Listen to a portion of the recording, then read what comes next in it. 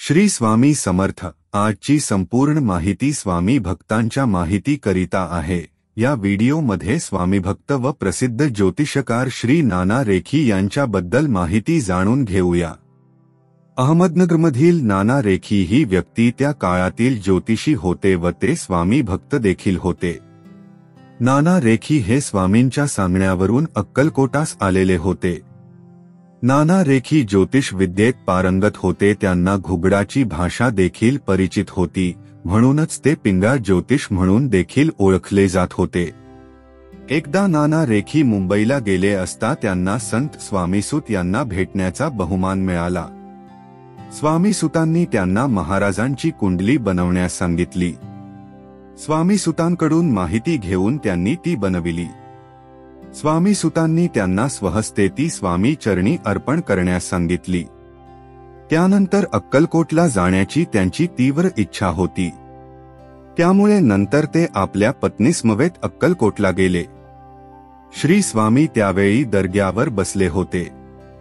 जेव्हा ते श्री स्वामीजींच्या चरणी नतमस्तक झाले तेव्हा त्यांची पत्नी सखू यांना तिच्या भूतकाळातील आयुष्याची आठवण झाली आणि श्री स्वामीजींनी तिला बालयोगीच्या रूपाने दर्शन देऊन चेलीखेडाच्या स्तंभातून स्वतःला प्रकट केले हे आठवले।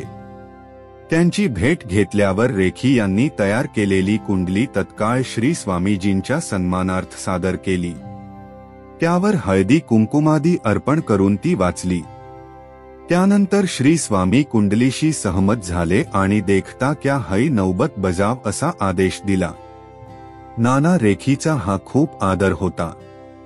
श्री स्वामीजींनी आपला हात रेखींच्या उजव्या हातावर ठेवला आणि त्यांच्या तळहातावर विष्णुपाद निळ्या रंगात उमटविला।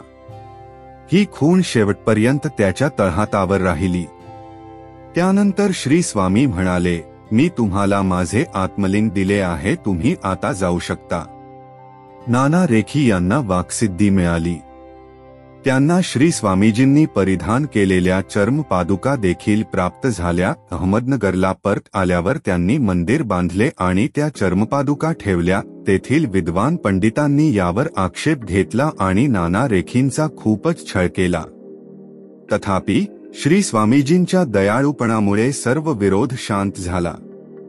त्यांनी स्थापन केलेला स्वामी मठ आजही ही नगरमधील गुजर गल्लीत रेखी मठ म्हणून प्रसिद्ध आहे। आजही त्यांचे वंशज हा वारसा सांभाळत आहे। सन 1912 ला समाधिस्थ झालेल्या नाना रेखींनी श्री स्वामी सुतांची अभंग गाथा स्वहस्ते लिहून जतन केली। त्यांनी केलेल्या स्वामींच्या कुंडलीने ते स्वामी समर्थ संप्रदायात कायमचे नाव कोरून आपल्याला उपकृत करून गेले।